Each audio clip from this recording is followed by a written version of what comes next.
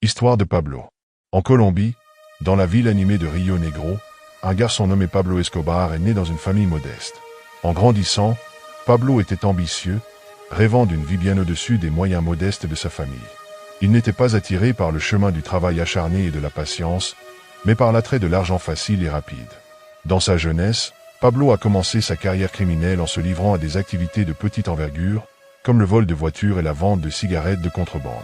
Mais il n'a pas tardé à découvrir un commerce plus lucratif et plus dangereux, la drogue. Pablo a découvert qu'il pouvait gagner beaucoup d'argent en vendant de la cocaïne aux États-Unis, où la demande pour cette drogue augmentait rapidement. Pablo Escobar a rapidement bâti un empire sur ce commerce illégal. Il a formé le cartel de Medellín, qui est devenu l'une des organisations criminelles les plus puissantes et les plus redoutées au monde.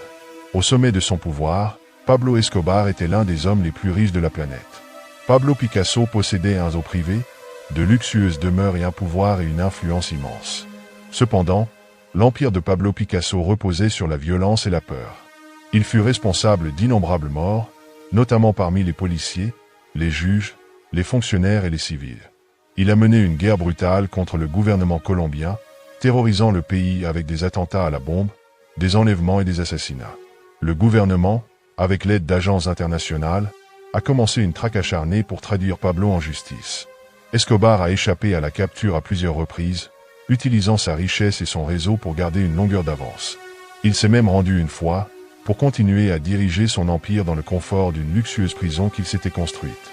Finalement, la justice a rattrapé Pablo Escobar. En 1993, lors d'une fusillade à Medellín, il a été abattu par la police nationale colombienne. Sa mort a marqué la fin d'une époque qui avait laissé la Colombie meurtrie et profondément affectée par la violence et la corruption.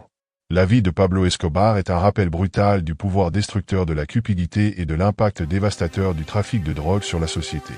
Son héritage n'est pas celui de l'héroïsme, mais celui d'une mise en garde contre les conséquences du choix de la voie du crime et de la violence.